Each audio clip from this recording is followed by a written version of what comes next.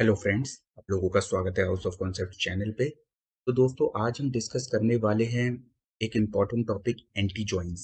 हम जानेंगे anti joints होते क्या हैं, इनके क्या क्या टाइप्स होते हैं, किन सिनेरियोज में हम एंटी जॉइंट्स का यूज करते हैं, और लास्ट में दोस्तों मैं प्रैक्टिकली आपको एक रियल वर्ल्ड बिजनेस रिक्वायरमेंट को सॉल्व करके दिखाऊंगा एंटी जॉइंट्स के थ्रू। तो सीधे चलते हैं अपने टॉपिक एंटी जॉइंट्स की तरफ और समझते हैं डिटेल में।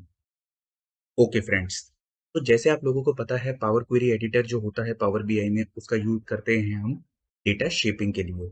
हम अपने रॉ डेटा को इंपोर्ट करते हैं पावर क्वेरी एडिटर में और उसके ऊपर डेटा शेपिंग परफॉर्म करते हैं। डेटा शेपिंग क्या होती है, मैंने डिटेल में अपनी पुरानी वीडियोस में डिस्कस किया हुआ है।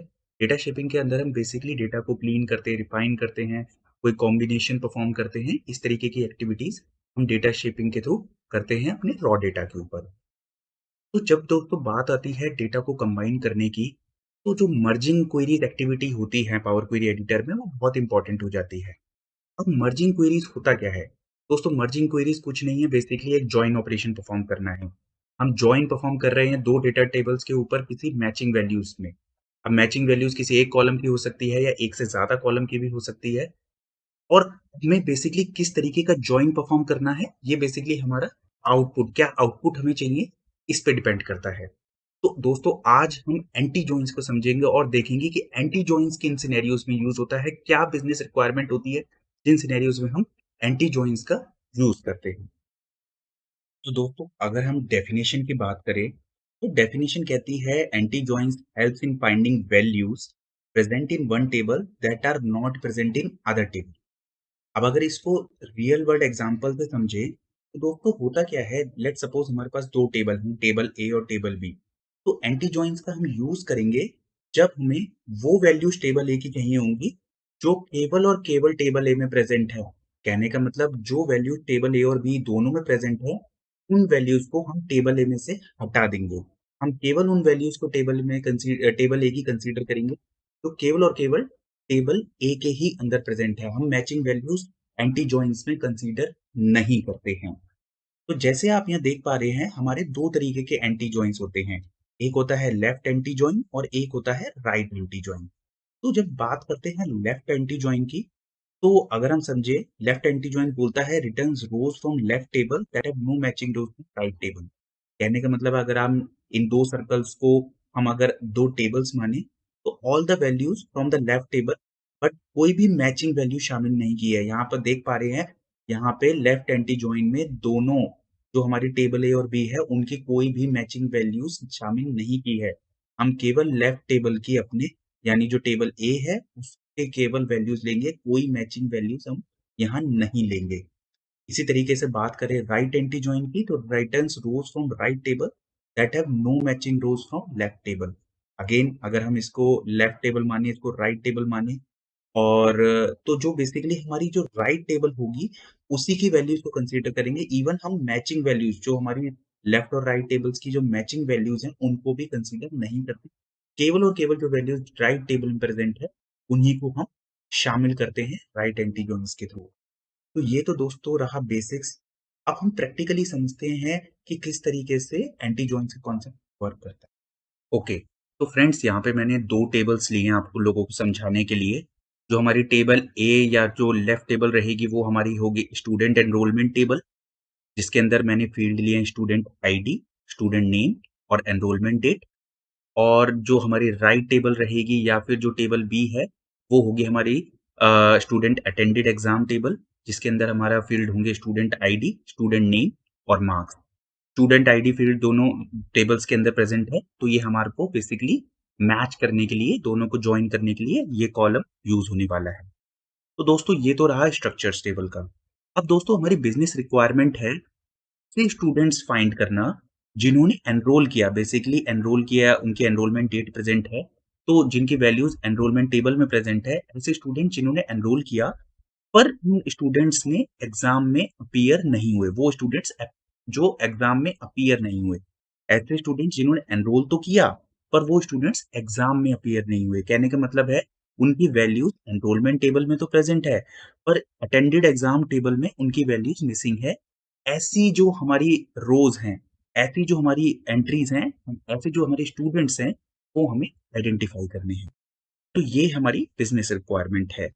तो अब दोस्तों हमें करना क्या है, हमें कुछ नहीं, हमें सिंपल अपने जो हमारी होम रिबन होता है, होम रिबन में जाके हमें मर्ज क्वेरीज इस कंबाइन वाले सेक्शन में देखना है। सबसे टॉप पे हमें मर्ज क्वेरीज दिखेगा, हम इस मर्ज क्वेरीज को सेलेक्ट करेंगे। तो यहाँ पे दोस्तों दो ऑप्शन आते हैं, मर्ज क्वेरीज और मर्ज क्वेरीज एज न्यू। अगर हम मर्ज क्वेरीज करेंगे तो जो हमारा आउटपुट होगा वो हमारे जो हमारे टेबल ए है या फिर हमारी जो स्टूडेंट एनरोलमेंट टेबल है उसी के अंदर रिफ्लेक्ट कर जाएगा। पर आप लोगों को समझाने के लिए मैं क्या करूंगा, एक नई टेबल डिजाइन करूंगा मर्ज क्वेरी एज न्यू के थ्रू, और उसके थ्रू आपको समझाऊंगा कि कैसे आउटपुट आता है एंटी जॉइन का। तो यहाँ पे मैंने मर्ज क्वेरीज एज न्यू को सेलेक्ट किया। अब दोस्तों जो हमारी स्टूडेंट एनरोलमेंट टेबल थी बाय डिफॉल्ट आ गई है, जो हमारी टेबल ए या लेफ्ट टेबल थी वो बाय डिफॉल्ट आ गई। यहाँ पे मैं क्या करूंगा, स्टूडेंट जो अटेंड करे हैं एग्जाम उस टेबल को सेलेक्ट कर लूंगा। अब बेसिकली मैंने आपको बताया था स्टूडेंट आईडी इन दोनों टेबल्स में शामिल है, तो मैं इसको एज अ ज्वाइनिंग कॉलम इसको as a joining column consider करूंगा। तो मैं स्टूडेंट आईडी यहाँ सेलेक्ट कर लूंगा, स्टूडेंट आईडी यहाँ सेलेक्ट कर लूंगा। अब दोस्तों मेरा पर्पस है एंटी जॉइन परफॉर्म करना, ऐसे स्टूडेंट्स को आइडेंटिफाई करना जिन्होंने एनरोल किया पर वो एग्जाम में क्लियर नहीं हुए। तो इसके लिए दोस्तों मैं जॉइन काइंड, यहाँ पे आप जॉइन काइंड देख पा रहे हैं, इस वाले ड्रॉप डाउन में जाऊंगा, इसको क्लिक करूंगा और सेलेक्ट करूंगा लेफ्ट एंटी, क्योंकि हमें बेसिकली ऐसी एंट्रीज निकालनी है एनरोलमेंट टेबल की जो बेसिकली एग्जाम टेबल में नहीं है। तो अब मैं ये करूंगा अब मैं लेफ्ट एंटी जो हमारा टाइप का जॉइन है इसको कंसीडर करूंगा, इसको सेलेक्ट कर लूंगा। अब आप यहाँ पे देख पा रहे हैं एक मैसेज आया है, इस मैसेज को देखें तो ये बोल रहा है the selection excludes 7 of 10 rows from the first table. कहने का मतलब है कि जो हमने लेफ्ट एंटी जॉइन सेलेक्ट किया है इसकी हेल्प से 7 वैल्यूज जो होंगी हमारी टेबल ए की, वो टेबल ए या फिर स्टूडेंट एनरोलमेंट टेबल की, वो रिमूव हो जाएंगी और केवल 3 एंट्रीज ही बचेंगी। यानी 3 स्टूडेंट्स ऐसे थे जिन्होंने एनरोल तो किया पर वो स्टूडेंट्स एग्जाम में अपीयर नहीं हुए। तो जब मैं ओके कर दूंगा इसको, तो अब आप यहाँ देख पा रहे हैं ये मर्ज वन जो है this is the output of left anti join. इसका मैं नाम दे दूंगा आउटपुट लेफ्ट एंटी ज्वाइन, इसको मैं ओके कर दूंगा। तो आप ये देख पा रहे हैं ऐसे स्टूडेंट्स की आईडी आ गई हैं, या ऐसे स्टूडेंट्स आ गए हैं जो बेसिकली एनरोल करके जिन्होंने एनरोल किया पर वो स्टूडेंट्स एग्जाम में अपीयर नहीं हुए। तो ऐसे स्टूडेंट की आईडीज थी 3, 4 एंड 8, उनके नाम थे CDH और उनके एनरोलमेंट डेट थी ये जो हम देख पा रहे हैं ये सारी हमारी एनरोलमेंट डेट्स थी उन स्टूडेंट्स की। अब दोस्तों यहाँ पे एक फोर्थ कॉलम और एक आया है स्टूडेंट्स अटेंडेड एग्जाम। ये बेसिकली स्टूडेंट एग्जाम टेबल जो थी उसकी एंट्रीज हमें यहाँ दिख रही हैं। अब अगर मैं इसको क्लिक करता हूँ और सबसे पहले वाली लो को सिलेक्ट कर रहा हूँ, तो आप देख पा रहे होंगे स्टूडेंट अटेंडेड एग्जाम जो हमारी टेबल थी उसका स्ट्रक्चर आपको यहाँ दिख रहा होगा, student ID, student name, marks, but सारी वैल्यूज नल हैं। अब इसका मतलब क्या है, इसका मतलब दोस्तों सीधा सीधा है कि ये स्टूडेंट क्योंकि एग्जाम में अपीयर नहीं हुए इसलिए स्टूडेंट आईडी, नेम और मार्क्स सब इनका नल है स्टूडेंट अटेंडेड एग्जाम टेबल में, यानी इनकी कोई एंट्रीज प्रेजेंट नहीं है स्टूडेंट अटेंडेड एग्जाम टेबल में। तो हम क्या करेंगे, सीधे सीधे इन वाले कॉलम को हम डिलीट कर देंगे क्योंकि ये हमारी किसी भी यूसेज का नहीं है, इसको हम रिमूव कर देंगे। तो अब हमारे पास फाइनल आउटपुट आ गया है अपने एंटी ज्वाइन का, स्टूडेंट आईडी, नेम और एनरोलमेंट डेट।